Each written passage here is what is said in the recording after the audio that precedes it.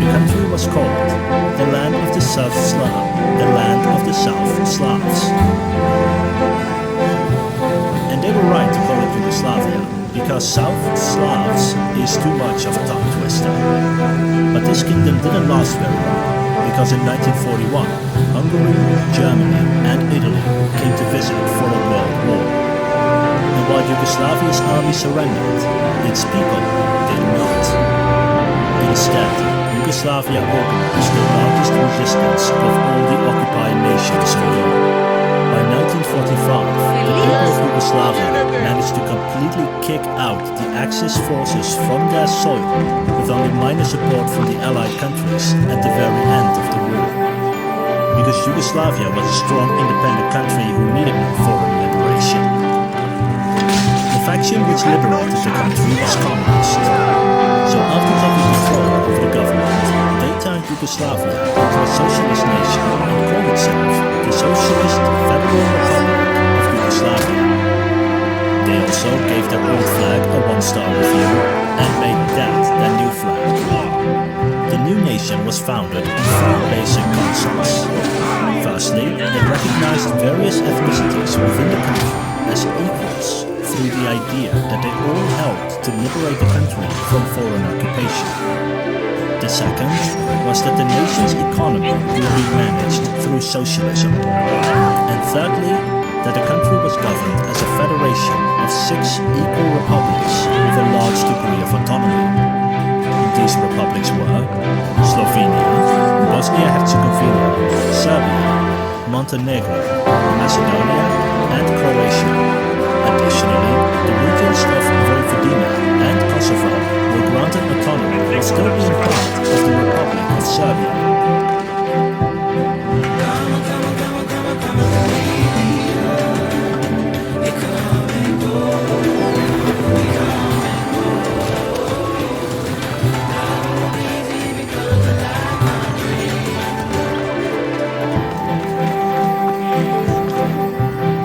Are you Anthusa? Me?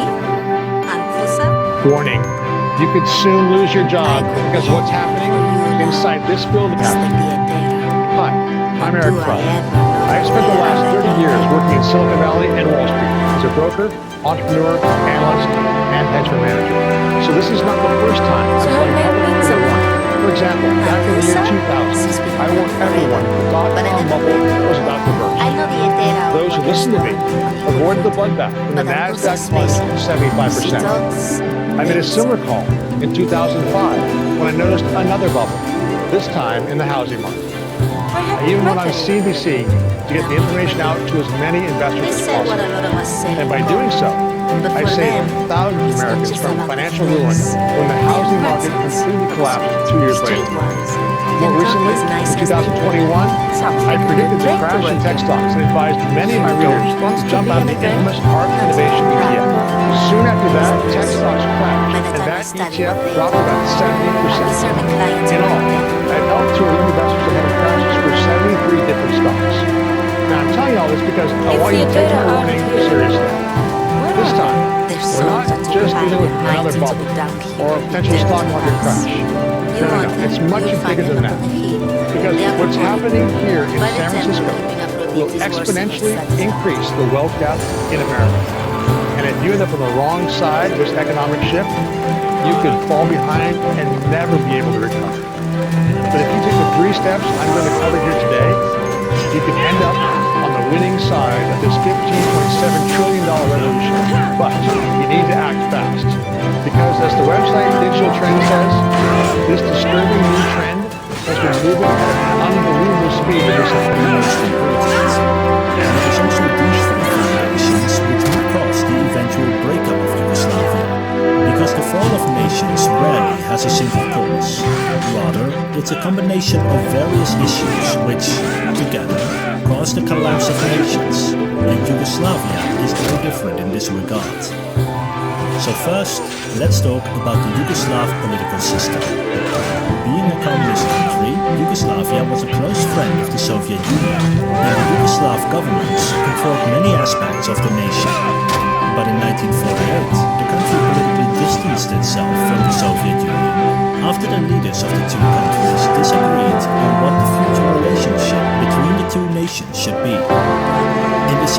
1970s, the country began reforming its political system by handing over more and more control away from the central government and towards the individual republic, armed forces, which were separate from the national army.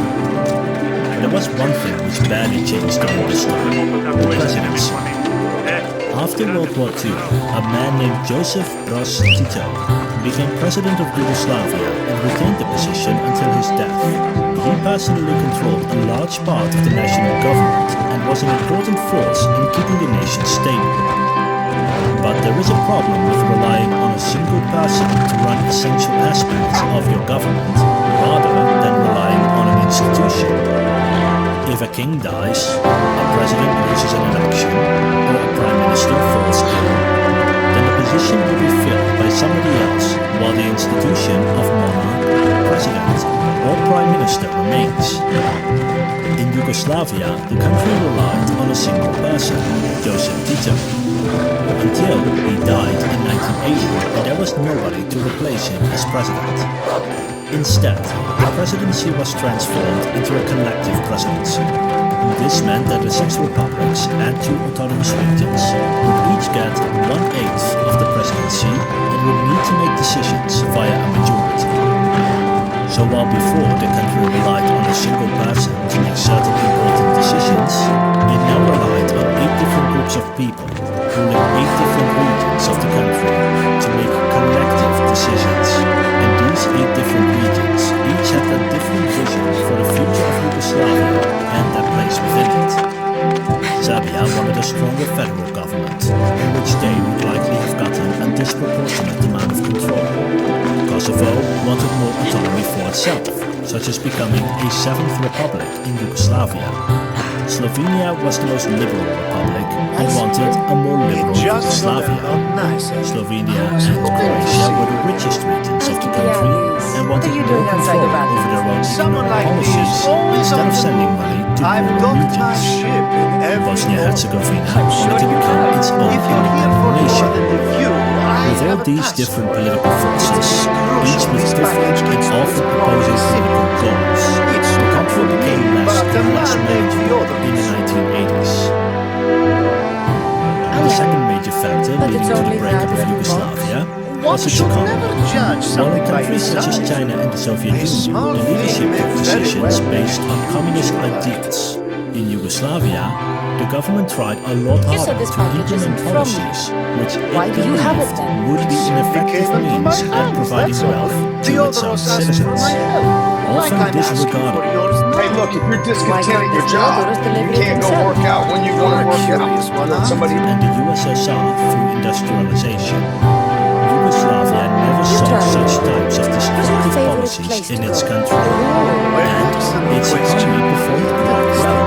At first, Yugoslavia was similar to other communist nations, where the government controlled large parts of the economy directly, with a central authority dictating how supply chains are managed and expertise in their fields than distant bureaucrats do.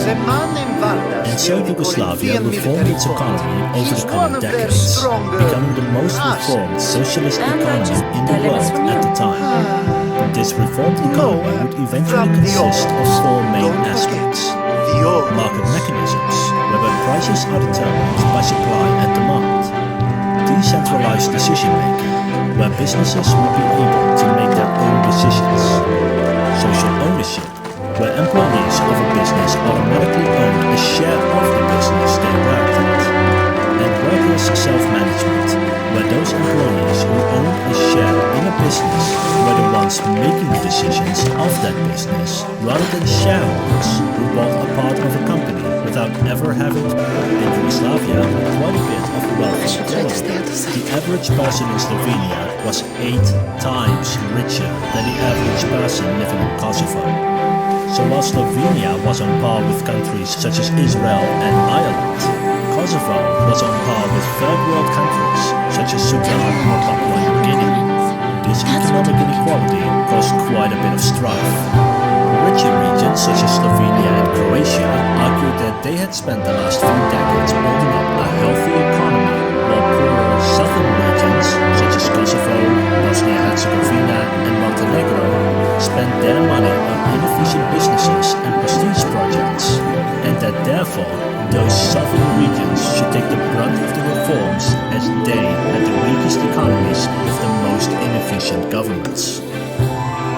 other hand, those southern regions argued that Yugoslavia should have a unified approach to the issue, with all republics taking equal responsibility, no matter how rich or poor that region may be. Suffice to say, reforms were slow and the economy of Yugoslavia faced a long recession in the 1980s and 90s. And now we get to the third issue that was facing Yugoslavia: ethnic tensions. Yugoslavia had many different ethnic groups living within its border. An ethnic group is a group of people which share a common cultural or national tradition, such as, for example, the Zulu people of Southern Africa, African Americans of the United States, or the Han Chinese of East Asia. Yugoslavia had several officially recognized ethnic groups. They were the Serbs, Slovenes, Croats, Macedonians, Montenegrins, and later recognized Bosnian Muslims as well. And being recognized as an official ethnicity came with certain rights. Polymailers are a great way to package your products, and with Sticker Mail, ordering custom polymailers has never been easier or faster. Our custom polymailers are printed in full color and shipped within 4 days or less. Each polymailer is durable and tear-resistant, allowing you to ship t-shirts, products, or startup swag in your custom mailers all over the world. To get started, select the size and quantity. Upload your artwork. What do you want? Check it. This is for you. Hours, we'll send Give you it an here. online proof showing how your this some custom kind of joke? polymailers will look. This is a cast You of can someone's request dick. changes to the What's print for this? free until you're This happy. is for your wife, Easy Daddy, ordering, for when she fast starts to delivery. miss me. Print run Tell me starting now, in who just said 10 this? minutes. Sticker Mail is the internet's favorite place to custom polymailers. A man named Alcibiades gave it to me. Alcibiades.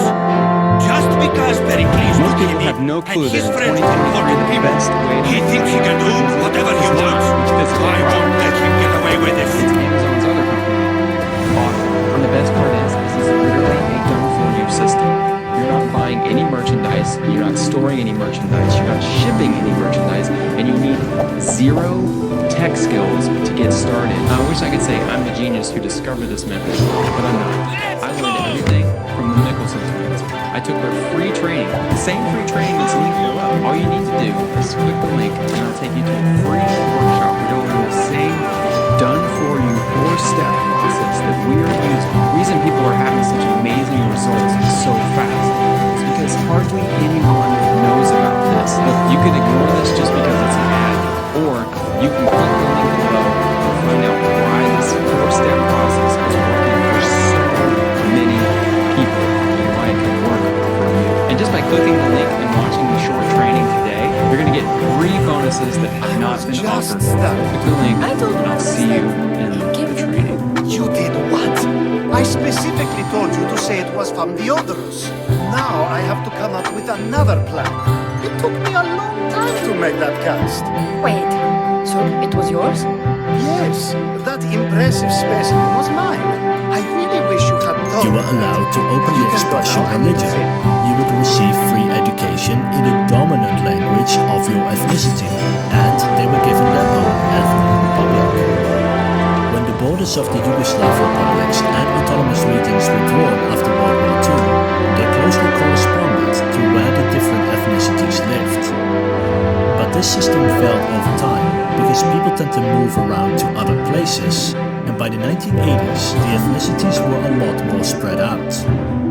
At the same time, there were ethnicities which weren't officially recognized. A prominent example were the Albanians who lived in Kosovo. They were a larger ethnic group than the Macedonians or Montenegrins, yet weren't recognized as an official ethnic group, and so they often felt like second-class citizens in their own country, resulting in protests in the 1980s which were put down by the military. And by the late 1980s, politicians exploited the ever-growing ethnic tensions for their own gain. Because in 1989, Serbia got a new leader, a man named Slobodan Milosevic. And under this new leadership, Serbia's government envisioned a greater Serbia. In this new Serbia, the regions with ethnic Serbian majorities would be added to the Serbian Republic. Ethnic Serbs accounted for about 1/3 of all people living in Yugoslavia, meaning that there were many regions outside outside of Serbia, which had an ethnic Serbian majority. The goal was for Yugoslavia to become a Serbian-controlled country. One of the ways it sought to control Yugoslavia was through the presidency. There were 8 seats, one for each of the republics and autonomous regions, but both these autonomous regions were within Serbia, so the first thing it did was to control these 2 regions and thus control their seats of the presidency. Then it installed a pro-Serbian government in Montenegro, thus controlling 4 out of the 8 seats of the Yugoslav presidency. Therefore, any policy that wasn't explicitly in Serbia's interest wouldn't have the majority vote, and therefore no major policies could be passed without the approval of the Serbian Republic. And so by now it's 1990 and Yugoslavia is facing a combination of 3 issues. The republics and autonomous regions couldn't agree on how to govern the country. Its economy was in a recession without clear solutions, and ethnic tensions were being exploited. And so Croatia and Slovenia decided that they did not want to be part of a government controlled by ethnic Serbians, didn't want to pay for the economic crises of other regions, and didn't want to be part of a country whose government couldn't agree on major policy issues. Exactly. Since The the Etera Yugoslav brings in so much constitution like gave me, each wants republic the everything right to controlled. independence if a majority of that republic voted in favor. And so they each held a referendum on independence in 1990. Each passed said referendum, and each decided to secede from Yugoslavia on June 25, 1991.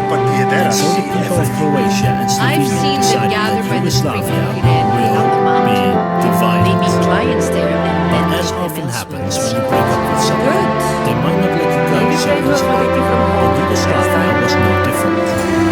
Without Croat independent, Serbia was going to finance a counter-revolution by the ethnic Serbs by trying to convince them that the Croatians would persecute ethnic Serbs living in Croatia.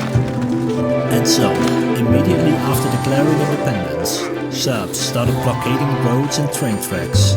Armed Serbs attacked Croatian targets, and the Yugoslav army provided air support while invading Croatia. And so, the Yugoslav wars began. Slovenia, however, was a bit further away. While Yugoslavia tried subduing Slovenia, they ended hostilities after only 10 days of fighting, when the European Community, a precursor of the European Union, helped negotiate the peace treaty. But Croatia was not so lucky, and so it managed to use the regional army each of the republics had control over to hold off the Yugoslav army in 1991, even though it lost about a quarter of its territory. And then on September the 8th of that same year, Macedonia, now called North Macedonia, held its own independence referendum, passed it, and seceded from Yugoslavia 2.5 weeks later, on September the 25th. It managed to remain at peace with Yugoslavia and did not join the Yugoslav wars. So now, 3 republics had seceded. Things escalated further when Bosnia-Herzegovina held its own referendum. Also voted in. Helping you bending is all the way here, didn't I? Yes. Here are 10 reasons why. Number 1, no royalties or other ongoing fees. Helping you bending is a one-time investment, while the average franchise takes a third of the pre-tax profit margin of its As long as franchise. you're quiet. Number 2, support without the strings attached. We teach you best practices and then let you follow your dream. Number 3, startup time measured in weeks, not months. Your business can be fully operational months before the average franchise is a paying A customer. runaway. Long ago. Number 4, May have gone if by the market changes, so can your products. Easily swap out your offerings based on the changing needs of your customers. Number 5, technology waste. People waste. Remote monitoring eliminates the hassle of recruiting, training, and managing employees. Number 6, flexible hours and time commitment. Whether you're part-time or full-time, As long as your you tell me schedule what is you know, completely up to sooner or you. later. Number 7, hands-on or hands-off operations. You decide. Healthy U bending can train you or your employees how to operate the machines, and remote reporting allows you to manage from a distance. Number 8, be nimble, agile, and adaptable. Unlike a franchise, Healthy U doesn't tie you to a multi-year lease. Your machines can move with new location opportunities. Number 9. Healthy You vending is about you, your passion, and work ethic. Franchises would have screened some of our most successful operators based on net worth. Number 10. Our operators have made us award-winning. Healthy You vending was awarded fastest growing franchise of 2020. Talk directly to an operator today on why they chose Healthy You vending over a franchise and how their business is performing. Now, Contact us today. of the 1-800-775-4605. From what the worshippers say, he's someone I should watch out for. They're right. I'm sure his victims wish they'd been more vigilant. My eyes It's a are fact. wide open. In the new economy, average people are becoming millionaires faster and easier Not than yet, ever before. anyway. But how do they do it? According to the news, the whole world's falling apart. Now they're Well, attacking that's the people in the million-dollar street. question. Us, Now, if you're not interested in He's the been million-dollar killing it answer, go ahead and skip to the end of this video.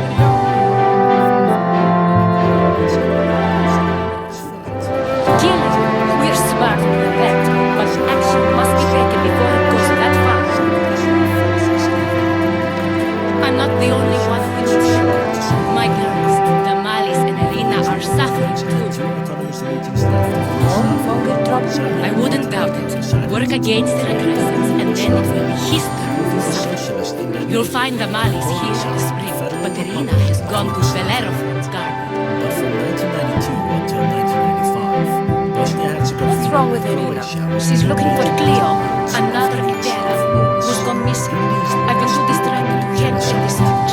filled mass graves and committed a Has wide Damalis range of told you what's wrong? crimes for She hasn't told me much, but I know Death there's tolls differences estimated to between be myself. around 100,000 Something's not right.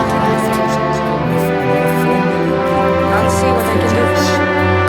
Good. The Monger feeds his stomach with a drachmi he makes smuggling, weapons mostly, which is all the more lucrative now that he has a war to supply. was predicted that the Yugoslav someone wars would interrupts likely the bring Monger's millions supply. of refugees. Men go Something hungry. those European Exactly. countries were not Go fond to of. his warehouse It might bring in naval Port of conflict Lecheo on a sea and burn shattered his cargo, Italy, all of a it. prominent member We'll let of the chaos European take care of the community, rest. which wanted to keep the region stable. And Why it might rob people who destabilize can't the put world two drachmi in a together time if he when has a Eastern and business? Central Europe is It's going through a legitimate. major Gets him social, rich. political, Even and this economic smuggling is a change. front. So the He steals European slaves, Union had innocent, fought who shouldn't be peace harmed, but his negotiations. thugs can burn. While this worked with Slovenia, it failed with Croatia. To me, it's Bosnia and his biggest sorcery so by trouble. He's asking for they asked NATO I want to for put the new help. muscle NATO I was a acquired military on show. alliance between Plus, primarily violence North is the American only countries language and he Western European understands. countries I at know the many time. people who speak that Many language. countries who were a member of the European community Then the warehouse were also will be a member of safe. NATO. With a resolution from the United Nations, they set up safe havens where civilians would be protected from war, while also establishing a no-fly zone to prevent the Yugoslav Air Force from bombing Bosnian and Croatian targets. This war eventually ended in 1995, when NATO began bombing Serbian-held positions. Croat and Bosnian forces managed to kick the Serbian troops out of their territories, and Serbia sued for peace. In November 1995, the war came to an end with the Dayton Peace Accords.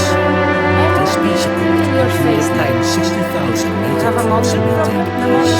Bosnia-Herzegovina, One of my regulars has consisting of changed. Bosnian Croats He was a and decent Serbian, man once, but now and Serbia he's gone bad. began to keep Kosovo. have a shortage Although Kosovo I need later someone with declared muscle to figure independence out in what's behind the 2008. change.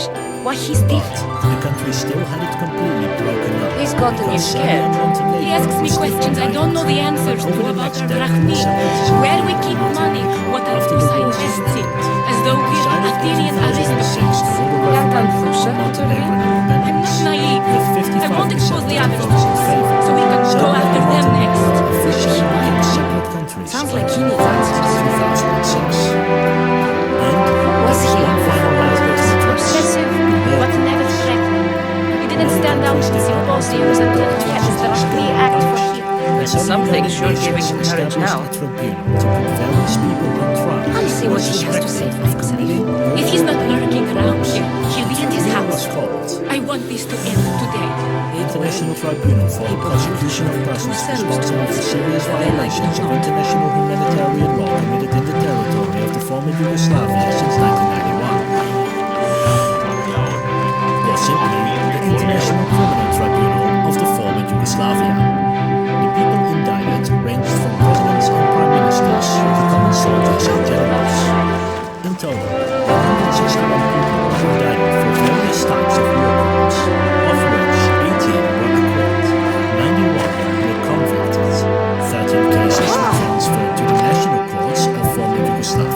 these, 20 indictments were withdrawn and 17 died before they were sentenced. If you'd like me to do a video on these trials, then you'll need to wait, because one person is currently appealing their conviction. But once that's over, I'll let you guys vote on whether I should cover these trials or not. The last of these hearings occurred in 2007, after which the institution ceased to exist. And this is how Yugoslavia broke apart. If you like this video, then please give it a like and subscribe for more content. Next video will be about North and South Korea, and there is a poll on what video I should make after that. Link in the description. I am a bit sick. You say no credit needed? Yeah, come on in. We'll help you apply. Anyway. And the beginning of a new world order. It marked the end of the Cold War and created over a dozen new democracies in Europe and Asia. And yet today, this event is taught very little in schools. I asked friends from Russia, Slovakia, and Romania, but none of them learned anything about it, despite being born in former Soviet-aligned countries. Not even my parents, who saw them fold on TV, could give anything more than for that minimum.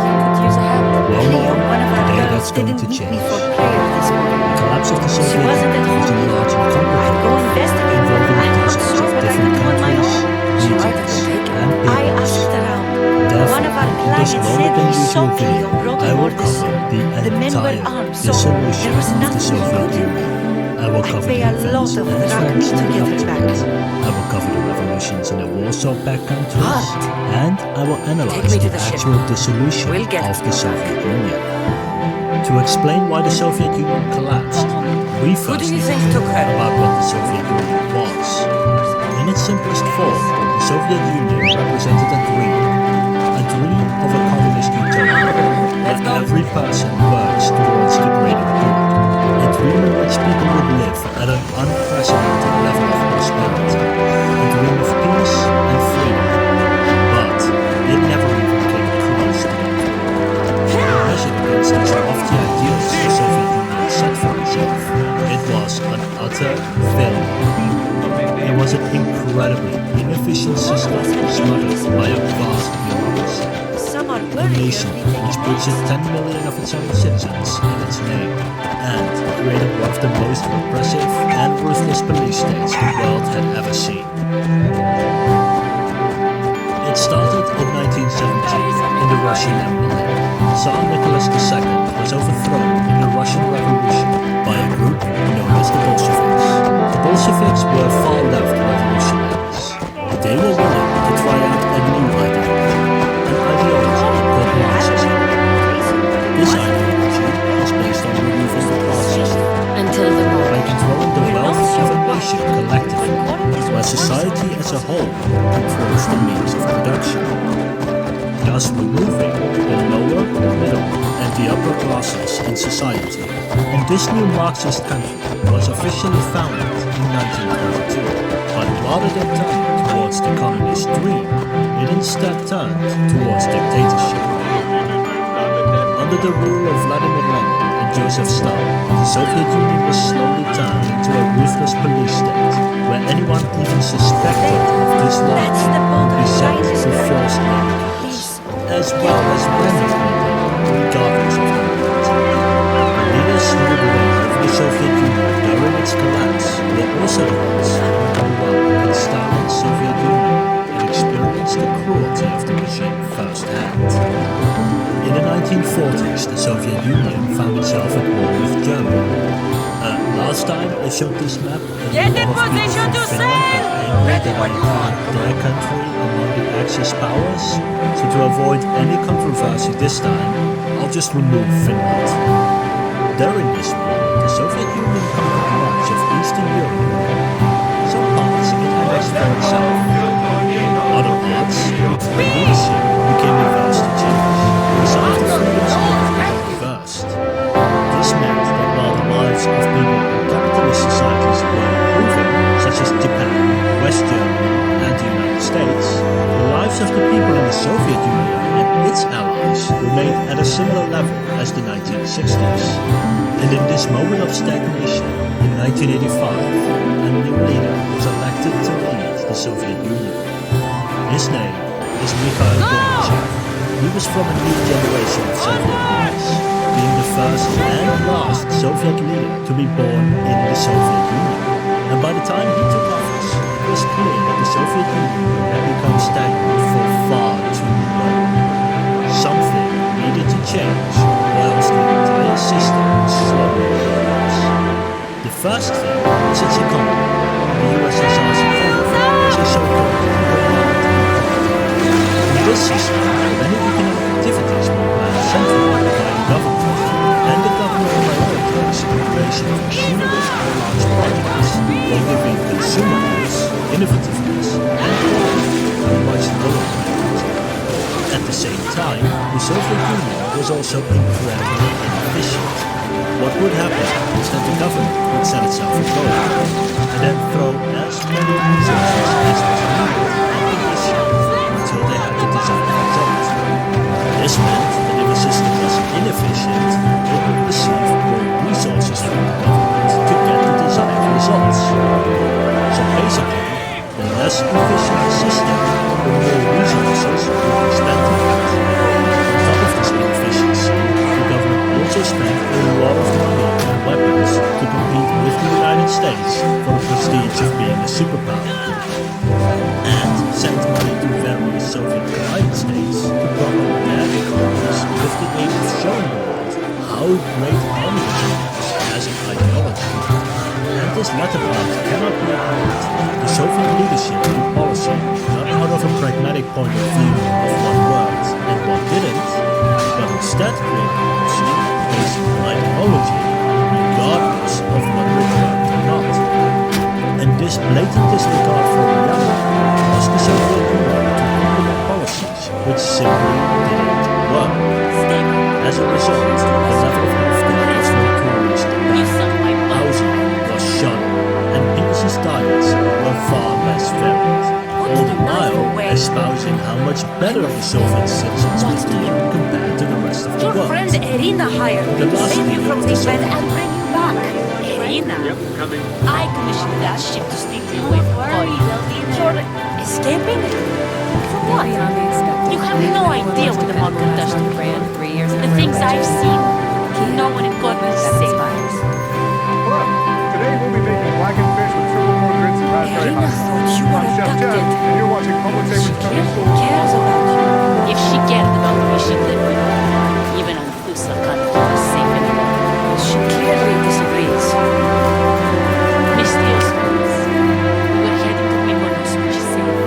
If you'll take me there, So we're I gonna can start with the be hot told sauce. I To will give it not that be heat, we've got some red chilies and some habaneros, and these guys are hot. Now, you want to take the heat down on this, you're going to Alright, take out your I'll seeds get and you your there. membranes, Next but time, that's my up to you. That's how you can kind of govern how hot your sauce is going to be. Now, to get this going, it's really pretty simple. Welcome We're going to aboard. take our peppers Thank you, Miss Dios. This is along what's with our best, I shallots promise. and our garlic. We've also got these beautiful raspberries, add a little sweetness, a little berry flavor, and some vinegar. And we're going to go ahead and add some salt. And then some crushed tomatoes. And we just need to bring this to the simmer and let everything kind of come together. Dunin explained the Soviet economy quite well. There is plenty of everything: land, oil and gas, other natural resources, and God gave us lots of intelligence and talent. Yet we live much worse than developed countries, and kept falling behind them all one day. The reasons could already be seen. Society was suffocating in the vice of the command crack system, doomed to serve ideology and bear the terrible burden of the arms race. This is in stark opposition to capitalism. Under a capitalist economy, there are many different independent organizations, businesses and offices. Each business, each organization, each entrepreneur has to constantly compete with all the other ones in order to survive.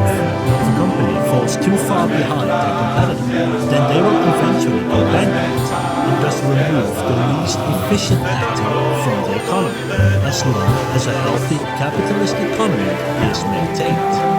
Gorbachev realized the state the Soviet Union was in and felt it was in drastic need of reform. He wanted the Soviet Union to finally realize that old communist dream. The dream of working towards the greater good. The dream of prosperity. The dream of freedom and peace.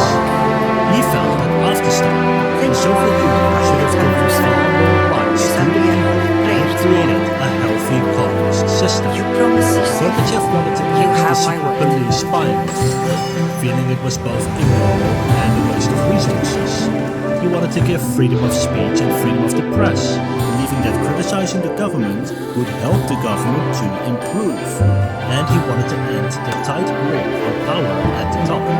Instead, letting local leaders solve local issues which they can do more effectively than the central government in Moscow.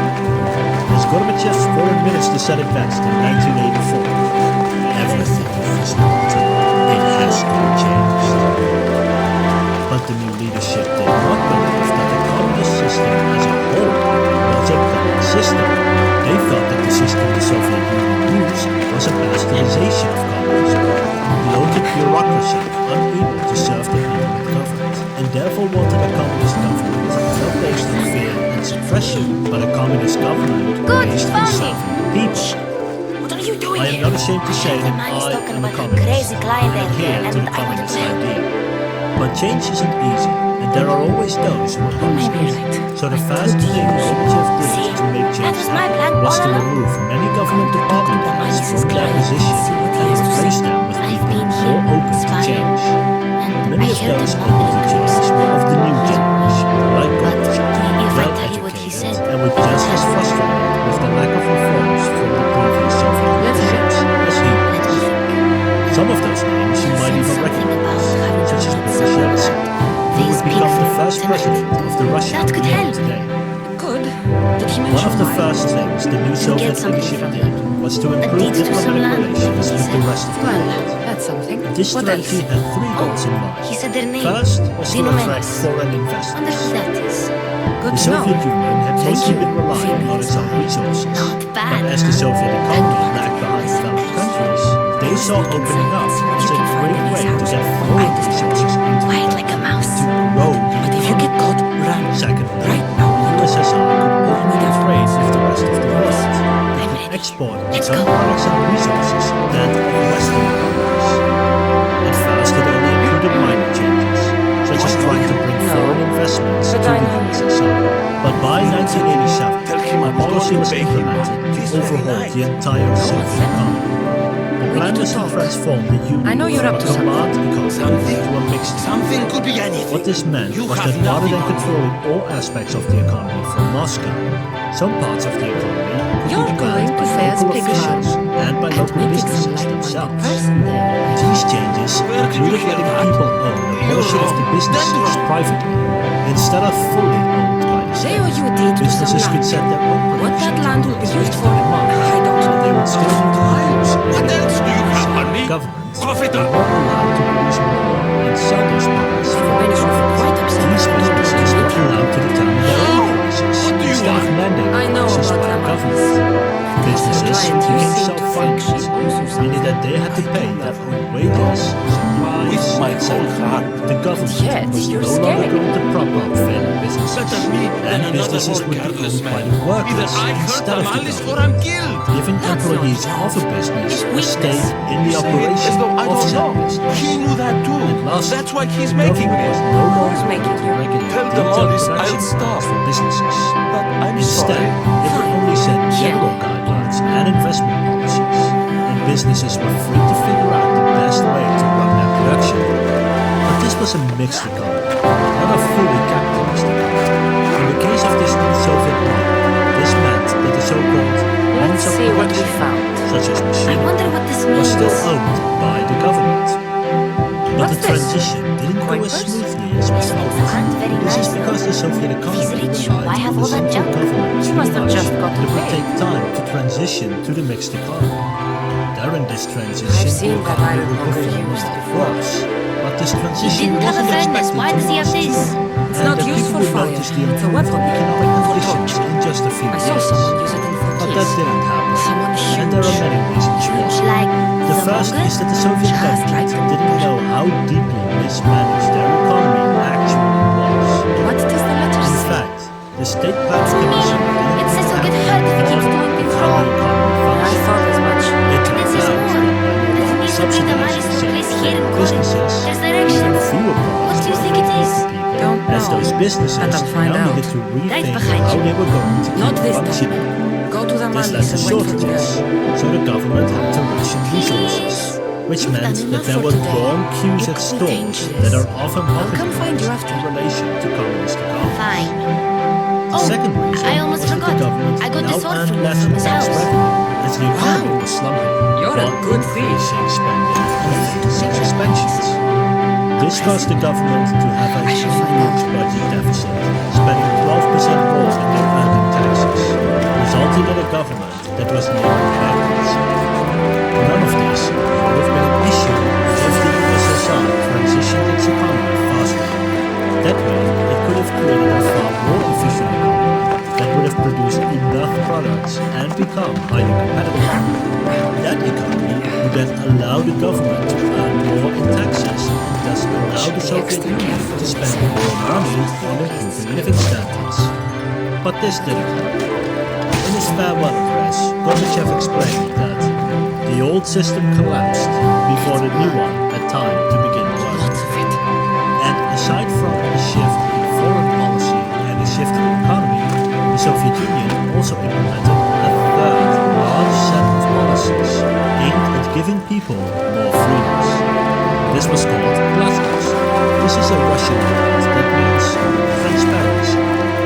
These policies included lifting travel restrictions, meaning people could now travel to the West, allowed the publishing of previously banned books and movies, removing the tight grip of the omnipresent secret police, publishing secret documents about the Soviet Union concerning sensitive topics, such as the Chernobyl nuclear disaster, and lifting restrictions on freedom of speech and freedom of the press. These new policies caused a flood of new ideas, ideologies, and political movements to form across the Soviet Union. The Union was experiencing an intellectual renaissance. Aside from personal freedoms, glasnost also included political reform. The new Soviet leadership wanted a democratic Soviet Union. They did not believe that a communist country cannot also be democratic. In fact, many believed that the two were complementary, because if you need to answer to the will of the people every few years, then leaders will be held accountable for their actions to the same people they were ostensibly there to govern. And it is important to remember that the people of the Soviet Union and its communist allies were neither blind nor stupid. They were aware that they were being lied to. They saw that the propaganda they were shown conflicted with the reality of what they saw with their own eyes. And what they did not know was just how much they were being lied to. Until now, because as business flourished, people became more and more aware of the conditions in their country, while at the same time being allowed to criticize the government more and more. It was hoped that glasnost would spark a renewal in communist thinking. But instead, the combination of worsening living standards and greater freedom to criticize meant that people weren't thinking about improving communism. They were thinking about losing communism. And as so often happens with the fall of empires, the trouble started at its fringes. Up until this point, everything had seemed relatively calm in the Soviet Union and its allies. People were gaining more freedoms, the government was actively trying to improve the prosperity of its citizens, and it appeared that a Cold War might actually end. There was a general feeling of hopefulness at this time. But then revolutions started popping up. The first was in Poland in 1988, when people began protesting for workers' rights, such as legalizing trade unions. These trade unions then managed to bargain with the government to get freer elections in Poland.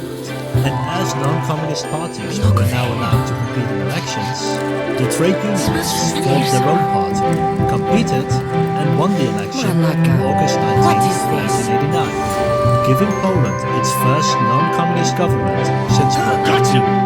All right, you little shit. Who sent you? Union did during this Polish Revolution was nothing. What are you doing? This wasn't the first I wanted to help. Give her here. Don't take another step. You're brave coming here. You want a whipping? The monger would love to take you. He'd rot in the underworld for that. Bruce, this is Corinthia. Anything goes in this Sexandron, and the monger will be satiated. You're as In sick as he 1953, is. the Soviets put Whether they like it or not, any victim he likes gets his special 1956, treatment. Hungary's revolution was I'll pushed tell by him Soviet you forces. volunteered. And in You'll get my 1968, the special Soviet treatment right now. along with four I'll other fucking Warsaw kill you. countries, invaded Czechoslovakia because they were becoming too liberal, such as giving freedom of speech. And now the Soviet Union didn't send in their troops. And this got people thinking. The next country to steal away from communism was Hungary. This country had always been one of the most liberal communist states. The Hungarians even had a saying for it.